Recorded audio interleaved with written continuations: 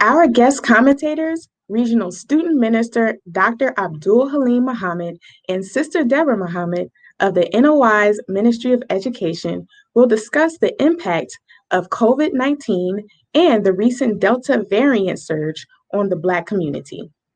They will also discuss the vaccine mandate and will share their thoughts on the insight of the Center of Disease Control and Prevention's Eviction Moratorium ending. Before we get into the top news, let's do a recap of the current events we've recently covered. On I Have a Testimony, NMV news anchor Willie Muhammad's guest was student minister Aman Muhammad of Mosque 34 in Durham, North Carolina, who shared his experience and memories growing up and how reading the Holy Quran ignited his interest in Islam. In the interview, you spoke about how your reading of the Quran ignited your interest in Islam. And, so how did you come about, who put the first Quran in your hand and how did it impact you? Yes, well, at that time, it wasn't as many Black bookstores and things of that nature at that time. And so I used the library a lot for whatever I wanted to do and research. And so I would go back and forth, trying to get little dabs of wisdom here and there and whenever I could. And at the time when I was in the 12th grade in 1990, my girlfriend at that time, she was going to NC State in Raleigh, and she was studying as well. And she gifted me my first Holy Quran. And man, when I got it, when I got into that book, man, I couldn't put it down. NMV news anchor Rosalind Parks sat down with weekly contributor Ryan E. Muhammad to discuss growing concerns over the effectiveness of the ANC, African National Congress, in governing South Africa, its internal power struggles, and the social unrest. Has the ANC outlived its effectiveness and ability to govern South Africa? I'll say this, the ANC came to power in 1994. And I just want to take this opportunity, of course, to correct a number. I said 24 years last week, but it's actually, they've been in power for 27 years now. Okay. And, they're the first democratically elected government. Before that, it was white settler minority rule who ruled strictly by white supremacy. And so when they came to power, the ANC came to power, they made many promises to the people, of how life would be better, how, it would be a better South Africa under our rule. And of course, everybody believed, nobody wanted to see the ANC fail. Sister Mariam K. Muhammad, founder of Heal Thy Life Center, shared how her spiritual life coaching addresses the overall health conditions of women and girls through hands-on workshops, health seminars, lectures, and retreats.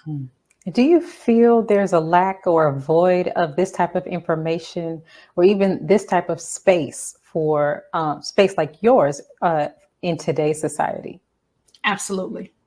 Absolutely.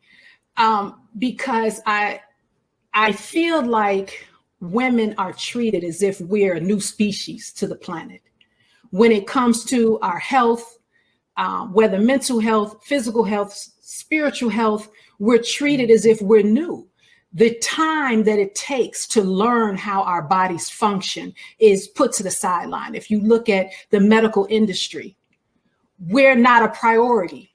So when you go to the OB-GYN or you get a checkup and they're telling you, oh, you're okay, and you're describing your signs and symptoms and they're trying to tell you it's normal, but it's not normal. Or they're experimenting on us, or everything is always so extreme. I may be having pain in my reproductive system. Oh, she needs a hysterectomy. Like everything, the responses are always so extreme instead of taking the time to learn how our bodies work. Poet, artist, social activist, and podcaster Anket Rumi graced us with her arts and her unique transcendental poetry of existence and social justice. Yes. Can you give us a short overview of what you do and how you came into your purpose? Yes, ma'am. I can give you a short overview. I love history, and I love our history in particular. And I study our history so much. And sometimes I just feel like there's something missing. Like I want to tell our stories in a way that's celebratory and not necessarily so sad. So I focus on people in our history who are traditionally celebrated, for instance, Harriet Tubman. But intricately, we don't really know Harriet. And so I tell our stories in a way that we get to celebrate the full being. It's not just like these little snippets of history that we get, from historical books, I guess, traditional historical books. But just doing like deep research, reading her autobiographies, reading anything written on her in that time when she was alive, and trying to convey just how amazing we are. Weekly contributor Dr. Akili Muhammad gave us an update on the COVID-19 pandemic and the Delta variant that is surging in America and around the world. What is the reason the number of infections is rising again? I think that's an excellent question. The first thing that I will say is that, the media continues to push that it's unvaccinated people that are causing the surge. But I think just one simple question can put that to rest, and that is, what did the unvaccinated people have to do with this pandemic starting from the beginning? So that to me is a very worthless statement that a lot of people are making, because viruses are very unpredictable. And as the Honorable Minister Louis Farrakhan said in the criterion, July 4th, 2020, they will not be able to stop this. It has mutations that are happening faster than they can keep up with.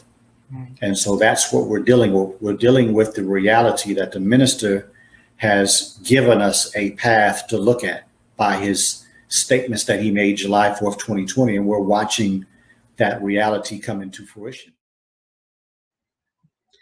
Sister Cherie Muhammad, founder and director of Asiatic Minds online school, and Tiffany X, science instructor, share more about the Asiatic Minds curriculum and how it will provide knowledge that students need to learn to have a solid foundation in science. Students enjoy learning, especially when it's delivered well. How will Asiatic Minds promote learning and make it an enjoyable experience for the students? At Asiatic Minds, one thing I'm really excited about is we are going to have a school theme song.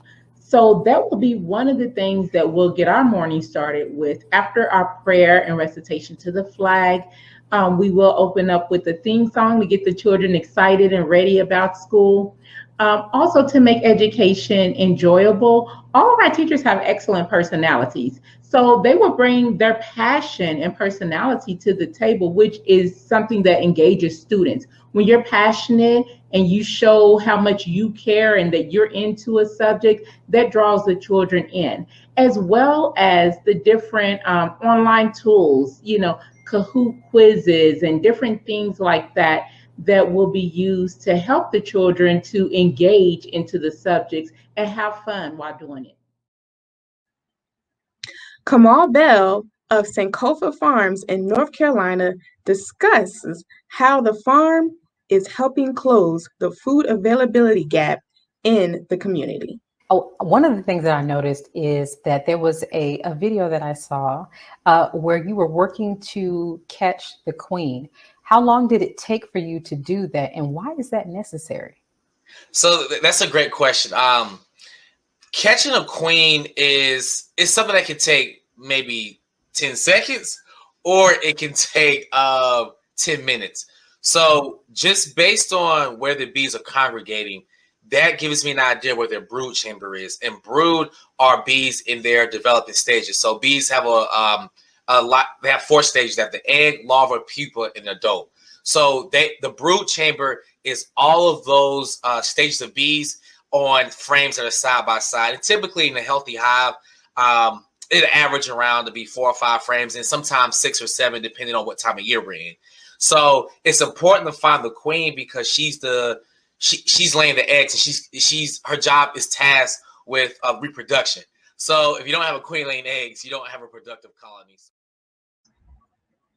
NNV news anchor Willie Muhammad sat down with monthly contributors, Brother Lawrence Muhammad and attorney Gavin Richard, to discuss Imani Stanton and Jayla Jackson, who recently won Harvard University's debate competition, and their involvement in the Harvard Debate Council Diversity Project. Do you think these type of programs are effective, or are they just really symbolic and maybe just something that these white universities are doing to say, hey, we're helping underprivileged youth? It's like what the brother was saying. It's a kind of a two-edged sword. It's a two-way street. I think that, yes, in some ways it does help some of our children for doing certain things and keeping them off of the streets. Not that every black child is on the streets or anything of that nature, because there are kids who are just interested in doing speech and debate. There are kids that are interested in things of that nature. However, I also look at it, yes, this is Harvard University. I have never heard, to my knowledge, Brother Willie, of an HBCU hosting a speech and debate or having a speech and debate club. I don't recall one when I was up at Southern University in Baton Rouge. Lawrence Muhammad and Gavin Richard shared their thoughts about NFL Hall of Famer and head coach of Jackson State University, Deion Sanders, walking off of a media day interview after a reporter failed to put some respect on his name. What are your thoughts about him even becoming the head coach at Jackson State University and the excitement that it has caused? I would say the tide is turning. So what I mean by that is to have someone of the stature of Deion Sanders to come back to an HBCU or a black university, to come and to bring that prestige and to bring that clout and to bring that fame with him, that shows a great deal of the potential that we have. So if you notice, a lot of these players, they come from places like these small universities, black universities, but they don't necessarily get the recognition that they should. And so by Deion Sanders coming back to Jackson State University, he not only brings himself, but he brings the eyes of the world to an HBCU. And so now we get to see the greatness of our people as a whole. Let us pause for announcements from our sponsors. Coming up, our guests will talk about COVID-19, Delta variant, and the impact it is having on the Black community. We'll be right back. Be a part of the force that powers truth in journalism. Your support helps us to highlight solutions for a brighter tomorrow. Go to nnvnews.com/donate. Asiatic Minds, online education, helping our children to discover their God-given skills, gifts, talents, and passion that will allow them to see their greatness, as well as the greatness of our people, and upon discovering that greatness, infusing them with the desire to use it for the betterment of themselves, their families, our people, and the world. Call now, 502-219-4848. This is Sister Sajda Muhammad. We are proud to announce that the Sajda House commemorative Elijah coins are finally here. This priceless heirloom, made from recycled copper from the messenger's home, is now available at sajdahouse.com. The hashtag Bank Black social media campaign made strides not only in revolutionizing how we bank, but also how we think. The movement inspired thousands of African Americans across the country to transfer or deposit millions of dollars into Black-owned banks. These are banks that will invest in urban communities, employ African Americans, support Black businesses, and inspire Black home ownership. This is a very proud moment for our culture as we are taking small, but significant, steps towards building Black power through Black wealth. Thank you for tuning in to NNV News. Please share your thoughts with us in the comments section below. Follow us on social media at NNV News, and please subscribe to our YouTube channel, National Network View. This is Clifton Muhammad with NNVnews.com.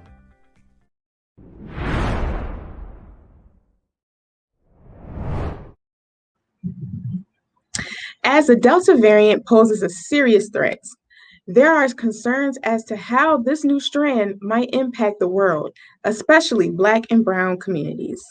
Joining us to discuss this is Regional Student Minister Dr. Abdul Haleem Muhammad and Sister Deborah Muhammad of the NOI's Ministry of Education. How are you all doing? Fine, thank you. Great. I'm excited to get into this. So let's just jump. Dr. Haleem, with the Delta variant posing a serious threat, how can we expect this new strand to impact our community? Specifically, after witnessing the medical neglect that the Black community faced last year during the first wave? Well, that is exactly the problem.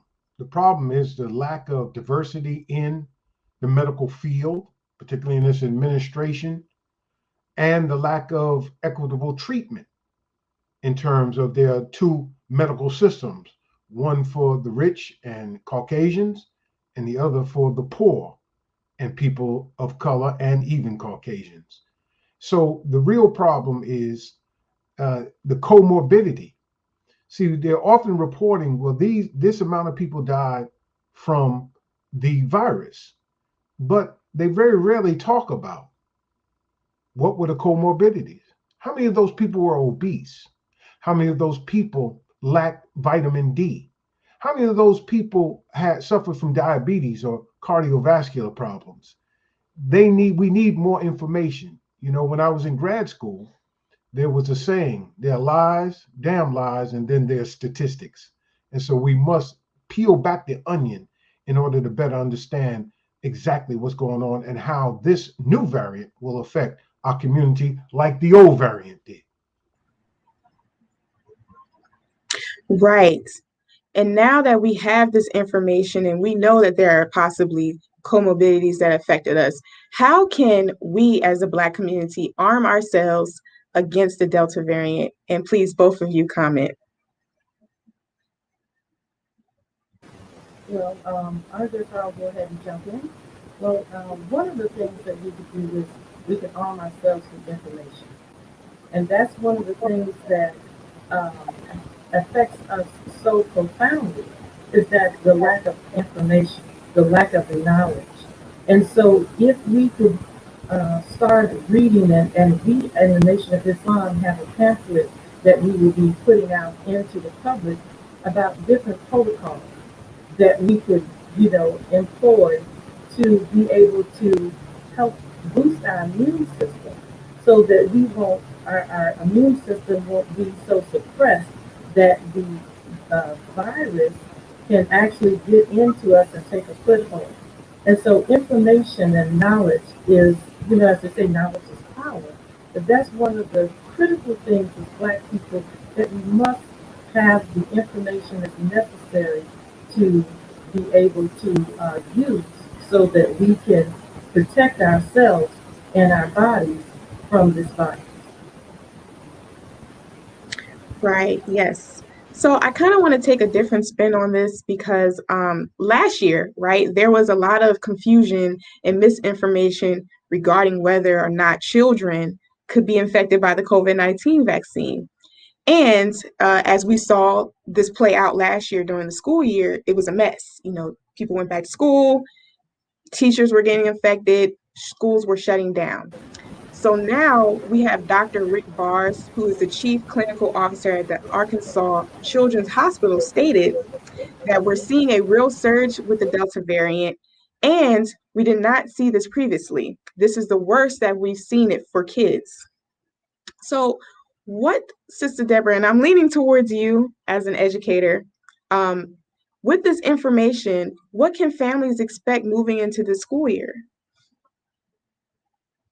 Of course, like the Honorable Minister Louis Farrakhan has already warned us, that this is a very unusual virus, and it's going to continue to have variants. So if we think that we could send our children back into school and that we are going to be okay, and that's not the case. In my home city, Baton Rouge, yesterday on the nightly news, I heard that they were inundated. Baton Rouge hospitals are inundated with COVID cases, but the thing about it is that the children now are becoming ill, being hospitalized from this virus. So the one thing that, for me personally, I suggest that parents start thinking, one, about keeping their children at home, trying to figure out ways that you can keep your children at home and, do distant learning. That would be preferable right now. The Honorable Minister Louis Farrakhan has not told us that we should go out yet. He told us we should stay in our chambers, and that still stands, so it hasn't changed. So we have to come together and figure out, if we can get some distant learning in our public schools, then we need to come together and figure out how we can educate our own children. That was the first fight of the Nation of Islam.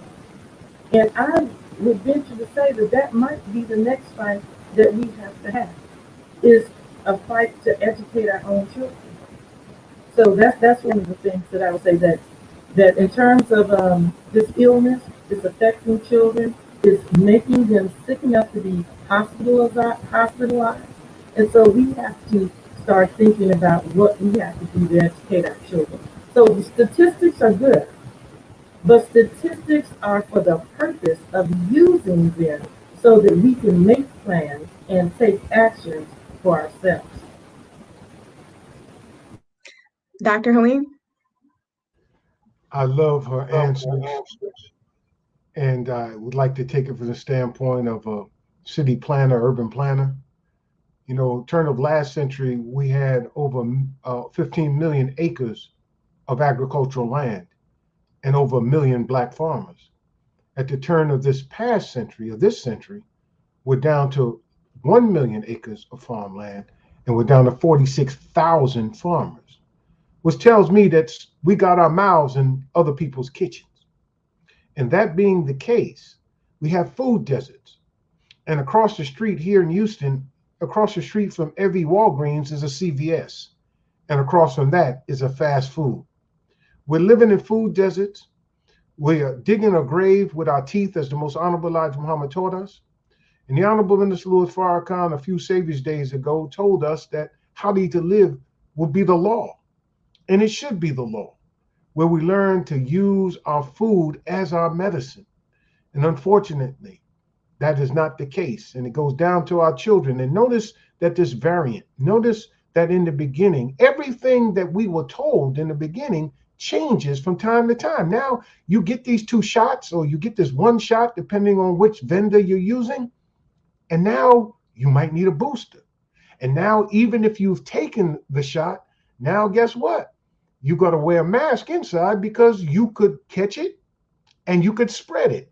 And remember, the Honorable Minister Louis Farrakhan told us that words matter. So listen very carefully when people do talk about those side effects and even or deaths from taking the vaccine. They'll use words like rare. See, so all of this is going hand in hand. Not that it isn't serious, but we have been given a warning from the man of God, and now we're seeing the documentation backing up the revelation that we received on July 4th, 2020 in the Criterion speech by the Honorable Minister Louis Farrakhan. Thank you. So now, with all this exposure, and we know how deadly it is, we know that we're lacking sufficiency in different vitamins in our foods. Now, Dr. Haleem, you are in Texas. Just recently, Texas Governor Greg Abbott bans the mask mandate and then threatens to fine local officials if they try to enforce it. What does this look like, and how could this affect us with this refusal? Governor Abbott, along with Governor DeSantis in Florida, both have political aspirations of higher office, national office. This is about economics, and it's also about them having the ability, the constituency that they represent, to have the freedom to go out and to earn money.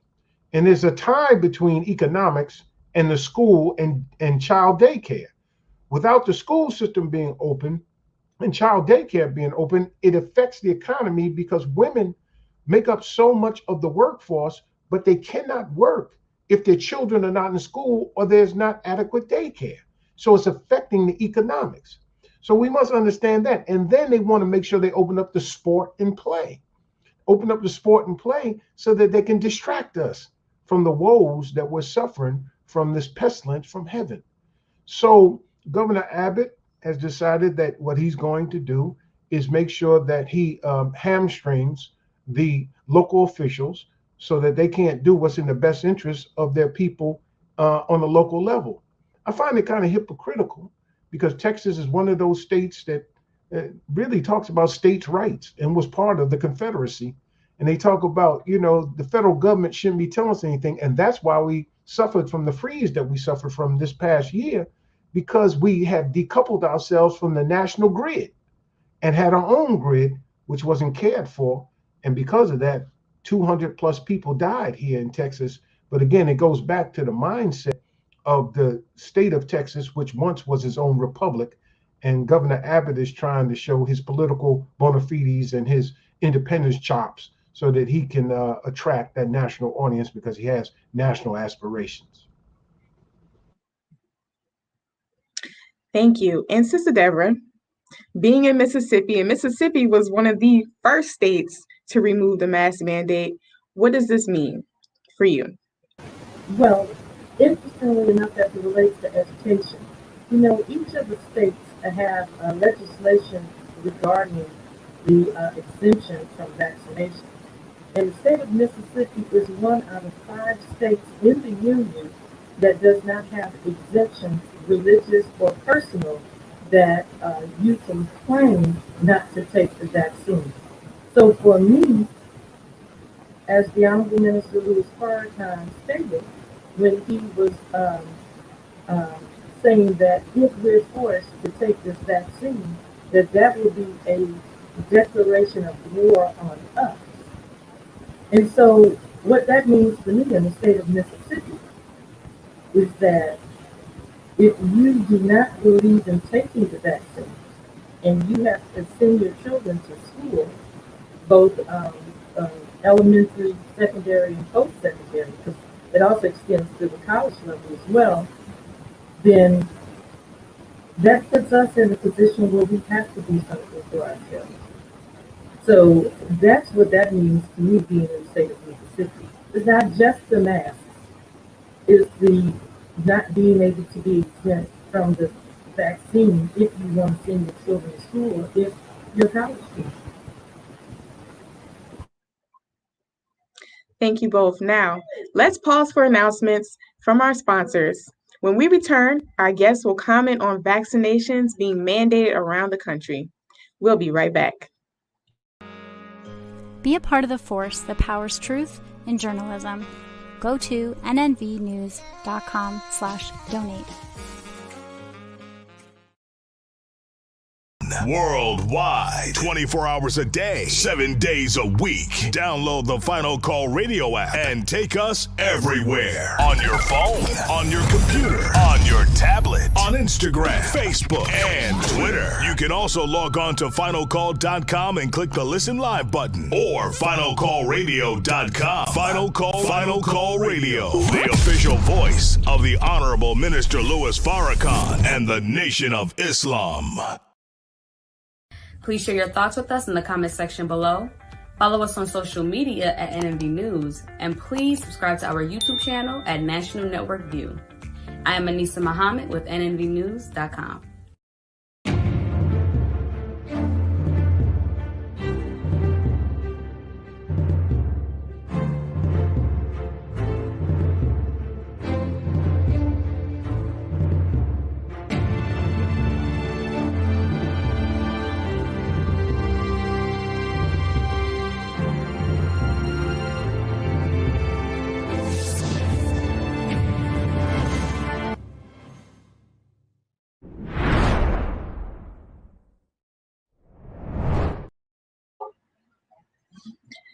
As concerns grow over vaccination mandates, there are already a list of companies and schools that are requiring students and employers to be vaccinated. Yeah, this is not the only company that is having this conversation about whether or not to require their employees to get vaccinated if they are going to return in person. What we know right now is that Facebook is going to require their employees to get that shot before they can return to campuses here in the U.S. At this point, it's just here, but it could be expanded to other regions, according to Facebook's vice president of people. Her statement also mentions a process for people who cannot be vaccinated. Now, Google was the first tech giant to mandate vaccination, the company pushing back the in-person return date to October 8th as well, although the Google CEO wrote in a blog post that he is encouraged to see how many people are already vaccinated, employees included. Twitter is also requiring vaccines, but employees are not going to have to worry about that for a while because Twitter just announced it is closing the San Francisco office and the New York office. Once again, the company also told employees in May that they don't have to return in person ever if they don't want to. And according to industry site Deadline Hollywood, Netflix will require actors and production crews to be vaccinated, but the streaming giant has not clarified whether that will apply to non-production. Okay, so we're going to bring back our guest and we're going to get into this topic. Welcome back. Okay, so with all the underlying preconditions that we discussed earlier that are affecting the world, especially the Black community, and these preconditions are what? Heart disease, diabetes, asthma, and cancer. We have never, ever witnessed the U.S. government works this hard to solve any of those problems. Why is there so much focus on this vaccination? Anybody? Yeah. Well, the Honorable Minister of SUBCRIBE has been telling us for a very long time that there has been a plan by those who are in power to control the population of the world. And so the reason being is because this is part of this master plan, this scheme that this cabal of people have to control the population of the planet. And so that's why they're working so hard. That's the overall reason why they're working that hard. It's because they want to control the population of people that they consider to be useless eaters. And so that is one of the reasons among many. Dr. Haleem? Yeah, I have to ditto what Sister Deborah said. Unfortunately, there are people who see the carrying capacity of the earth not being able to support the population and its growth. So there are those who sit and discuss how they can either stop population growth or engage in depopulation. There are other solutions, such as the proper use of the resources that God has given us on this planet, and also the use of technology, the proper use of technology. But those who are set on depopulation have ideas of birth control, have ideas of us lining up and allowing people to stick needles in our arms. And the thing about it that I want people to think about is that this is an emergency vaccine. They've been working on it for 20 years, they say, and I'll take them at their word. But here's what I want us to consider. Consider the fact there hasn't been long-term studies as to the impact and effect of these vaccines on various segments of the population. You can watch any commercial during prime time, and you will see these medications that are put out by Big Pharma. And notice how they all have gone through all of the procedures to find out the long-term effects. And then at the end of the commercial, you'll hear the man or the woman talking real fast, or it will be in writing as to what the side effects of those things are that have gone through all of those protocols. We have yet to see all the protocols and to know the effect. And then we're not hearing all of the information from overseas either as the impact of these medications and vaccines on the population over there. Till all the facts are in, we're going to follow divine guidance from the Honorable Minister Louis Farrakhan. And even when the facts are in, there are alternative methodologies, alternative treatments that we must explore and should be able to explore. And we shouldn't always be subject to Big Pharma and its money, its power to regulate the government through its donations and its lobbyists, or utilizing the media. Because in truth, every primetime show shows some kind of Big Pharma product on there, and he who pays the piper usually calls the tune.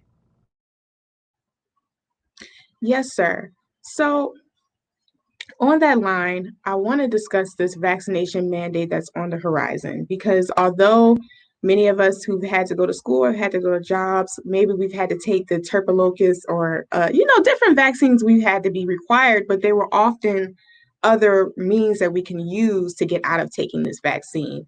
But now there are already a list of companies and schools that are requiring students and employees to be vaccinated upon return. So simply put, Dr. Haleem, is this a violation of rights? It is indeed. The Holy Quran says that, compulsion in religion is forbidden. I cannot make you by the sword except the God of the Holy Quran or the God of creation. I can't make you do that. There's no compulsion in religion. So if I can't make you accept God, your creator, the sustainer of your life, then who is government to enforce on me what I should put in the body that he gave me? I have free choice. And as long as I'll do the things, mask, social distance, cleanliness, and do the things that we're asked to do, then leave me alone. And if you don't want me to come to your job, then I'll have to do something for self. As our lessons tell us, we got to use modern technology. And this modern technology is the way that we may be able to feed, clothe, and shelter ourselves in spite of all of these mandates that try to dictate our lives to us. Yes, sir. And Sister Deborah, now, do you believe that this vaccine mandate will ultimately force the Black and Brown communities to consider separation and self-sufficiency? Well, that is a given. It's going to. Because think about the segment of the population that is not vaccinated. And more than likely, it's a concerted effort not to be vaccinated. And you're talking about upwards of a year and some months since the pandemic was declared. And so these people have already decided that I'm not taking the vaccine for whatever the reason is that they're not taking it. And so I doubt very seriously at this point in the game, they're going to change their mind, especially with the things that are coming out from the CDC whistleblowers about the vaccines having poison in them, about the deaths that are happening because of the vaccinations, about the breakthrough cases that are happening in spite of being fully vaccinated. I doubt if people will change their minds so quickly now. And so with that being the case, we will have to separate and do something for ourselves or suffer the consequences. So yes, absolutely, emphatically, yes, separation is already happening. And even if you want to say it's between the vaccinated and the non-vaccinated, I'm sure a lot of Black and Brown are on this, one side of this equation. Yes, ma'am. So, Dr. Haleem, what should people be doing right now in preparation for this government's push of this mandatory vaccination? Well, we should do what the Honorable Minister Louis Farrakhan told us in the first place. Really, the government should be leading it, whereby it says in 2 Chronicles 7:14, if my people called by my name will humble themselves and pray and seek my face and turn from their wicked ways, then will I hear from heaven, forgive their sins and heal their land. There has to be an atonement. Now you say, oh man, is he saying we got to pray and then this thing gonna go away? No, but it sets the mindset of humility that you are not in charge. This variant keeps changing, it keeps mutating, and there are other social, economic, and political factors that are tying in that are causing chaos and further separation and the unraveling of this great nation and the connection it has to the so-called developed world.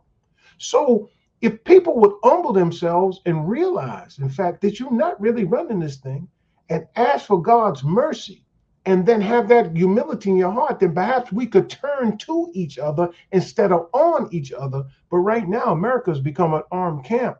One news report said that there was a shortage of ammunition because people are buying so many guns. What are they buying guns for? Are we expecting the Russians to invade, the Chinese to invade? Are we expecting Al Qaeda or someone or the Taliban to come from Afghanistan and come over here on canoes and attack us? We're getting ready to kill and shoot one another over things like mandatory mandates and things that they think that the government is going to oppress them. And unfortunately, I don't see a bright future unless we do turn to God and humble ourselves and do the things that we were told by the Honorable Minister Louis Farrakhan. Yes, sir. And Sister Deborah, if this continues, could parents possibly face prosecution if they refuse to vaccinate their children and send them to school? Well, yes, ma'am. Of course, the possibility is there. But once again, going back to what I said before, is that it's knowing the rights. And so you have to know what your rights are. And you have to stand, if you will, your ground on your rights. And so the power is really with the people. So tyrants only exist because the people have not stood up. And so, yes, they may try to force us to vaccinate our children. However, we don't have to. We have the right. If we don't have rights over, maybe the land that we live on because of eminent domain, we have rights over our own person. And we have to fight for those rights and to our death. We cannot let anyone take those rights away from us at all costs, or take those rights away from our children. So yes, ma'am. Absolutely. Yes, ma'am. Thank you. Thank you both. So let's pause for announcements from our sponsors.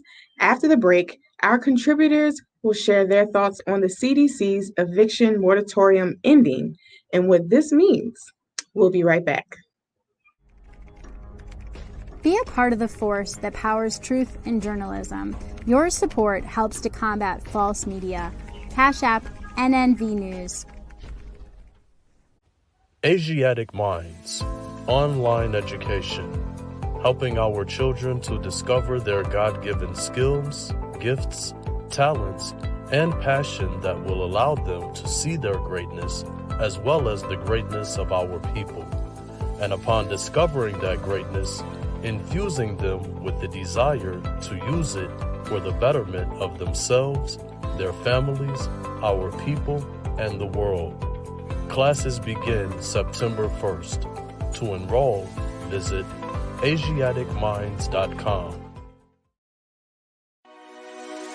This is Sister Sajda Muhammad. We are proud to announce that the Sajda House commemorative Elijah coins are finally here.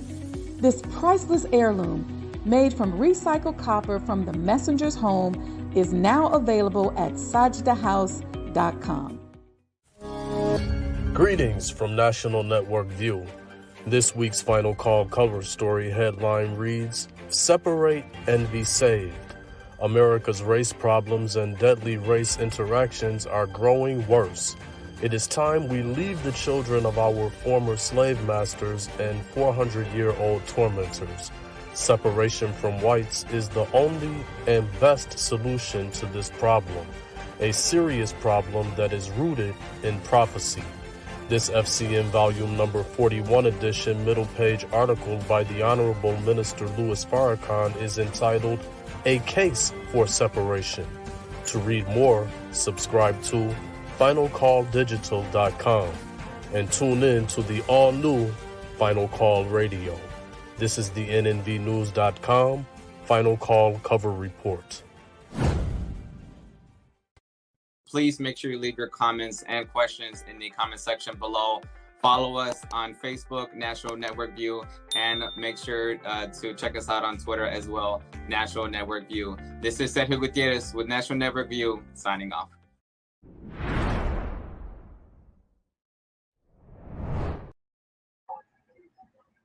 As the federal eviction moratorium has now expired as of July 31st, many Americans are facing eviction from their homes and the threat of homelessness.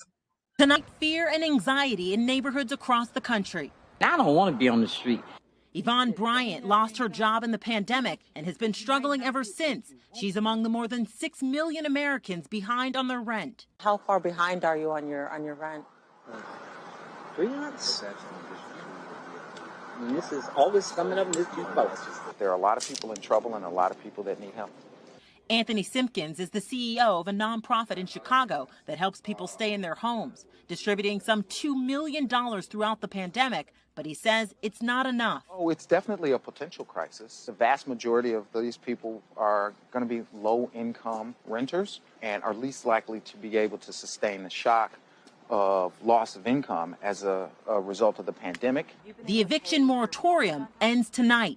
I'm like, I might be homeless at any day. In a last-ditched effort, the White House urged Congress to extend the moratorium, but Democrats didn't have enough votes. They're now recessed for 6 weeks. Welcome back, guests, Sister Deborah and Dr. Haleem. So, just a year after the initial start of the pandemic, where millions were furloughed and laid off, and many, by the way, have not yet recovered from this, will now potentially be facing evictions as a federal eviction moratorium has now expired as of July 31st. Dr. Haleem, what does this mean for Black people in America? It is a crisis. We're already suffering disproportionately from homelessness. And at a recent community roundtable that we had here in Houston, the Justice of the Peace and also the constable who serves these evictions in our community both spoke at the roundtable. And they were deeply concerned that, in fact, Congress had not passed an extension of this moratorium. So now those vested interests, such as landlords, mortgage companies, and banks, are going to have their way. And she expected today and tomorrow and the next day, meaning the Justice of Peace, to see her courtroom or her virtual courtroom packed with these people being evicted from their homes. And as we saw our sister in the segment leading up to our part, she was there with her cane, and they talked about 82-year-old women. And the constable, he was very much touched by the fact that he said, man, what is it like putting a woman 25 years old with 7 children out on the street? He said, man, I don't want to see that. So this is what we're facing. And so it's going to lead to crime, it's going to lead to suicide, and it's going to lead to homelessness.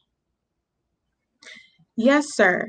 And in your opinion, why would the Congress and Biden's administration fail to extend the Centers of Disease Control and Prevention's eviction moratorium? Because they didn't just find out yesterday or the day before, right? They knew for months that the expiration was coming. Oh, I'm sorry. They said they didn't have enough votes. That's what the segment said. So that says to us that there is a wing within the Democratic Party that is more conservative, moderate to conservative, and they answer to bankers, they answer to real estate interests, they answer to those who have themselves suffered somewhat due to this moratorium. And so we see that they went home for 6 weeks to their homes, now they're going to see some of the constituents put out of theirs. Right. And we know that it said that they didn't have enough votes, right? But why wait to the last minute to do this when you know that this is coming up? Sister Deborah, what is your opinion of this? Well, it's part of the agenda, once again, to make us insecure. And this is all a part of their master plan, I believe, to depopulate, to destabilize the communities further. And this is just one more step that, they're taking to make you, insecure, to put you in a place where the food, clothing, and shelter are like human rights. They're like your basic human rights.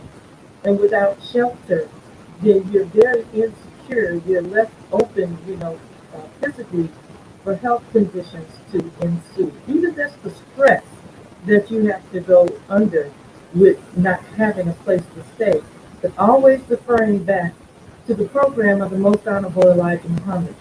Dr. Haleem talked about it earlier, farmland and land in general. I believe that that is the solution that we as Black people have to start thinking about. Start thinking about getting our own land. It may be a little, it may not be so easy. It may be like the founding fathers or the founders of this country where they have to go out and take the land. But that's where we have to start. We have to go back to the land. And we have to begin to start building our own homes. They have things like tiny homes now. They have all different types of ways that we might be able to provide housing for our people. And so there's plenty of land all over the United States. We need to take advantage of it. We need to begin to buy land. And there are lots of people out there that are starting to do that. So we have to take care of ourselves, starting with our elders and with our children. We have to make sure that they're secure. Yes, ma'am. So, yes, we definitely need to buy land, and we definitely need to provide housing for our people. And I find this interesting that just a few weeks ago, we got news and reports that people who are working minimum wage full time can't even afford to pay their rent, right? So are we now looking at an epidemic possibly of homelessness in the country, Dr. Haleem? Absolutely. And conversely to that, Sister Krystina, is just this. Notice that how many restaurants and people who had minimum wage workers can't find work. There's some for higher signs out now. People are not willing to work for slave wages anymore. When profits and corporations are at an all-time high, where there is so much money awash in the stock market and in the blockchain and cryptocurrency, and there's money everywhere, but not for the working man and woman of this country, regardless of their creed or their color. And so we're seeing right now something is bubbling underneath the surface, and God's hand is on the water. He's troubling the waters right now. And if they want to have workers, they got to pay a living wage. You can't afford health care. You can't afford the roof over your head. You can't afford to send your children to school, to save money, to invest, and to do the things. In other words, somebody has climbed up the ladder to the middle class, to the upper class, and they pulled up the ladder because there happened to be no blue collar path to the middle class anymore as it was post World War II. Yes, sir. And I'm happy that you mentioned this, right? Because you said something about children, and I wanted to shift this to Sister Deborah because now with the rise of homelessness, we know that this is causing a huge impact on children, right? Studies show that children who are living in unstable homes are more likely to fail within the educational system. So, how can educators and the educational system accommodate for this impending reality? That's a good question. That's a very good question. Because I could say that you do online education, right? But the issue is that you have to have connectivity in order to do online education. there could be other ways that we could look at trying to solve this problem, such as having educational forums where parents get together and they educate, similar to what the early pioneers did in the Nation of Islam. They would educate the children in their homes. So a group of parents would get together, and educate their children in their homes. So this may be a situation where we have to go back to where you have multiple families in a home. We may have to, like I said, begin to start educating our children in our homes. So that's a good question, and I'm not sure how that can be solved. But that's why, Allah placed us in the position that we're in. We have to think about, how do you educate the homeless? Yes, ma'am. And thank you, Sister Deborah and Dr. Haleem, for joining us tonight for such an enlightening and necessary conversation. And we look forward to having you back on. Thank you. And thank you all, our listeners and viewers, for joining us today and tuning in to the National Network View News. Please share your thoughts with us and comment in the comment section below. Follow us on social media at NNV News, and please subscribe to our YouTube channel, NNV News. This is Krystina Muhammad with the National Network View News. Have a good evening. Peace. Be a part of the force that powers truth in journalism. Go to nnvnews.com/donate.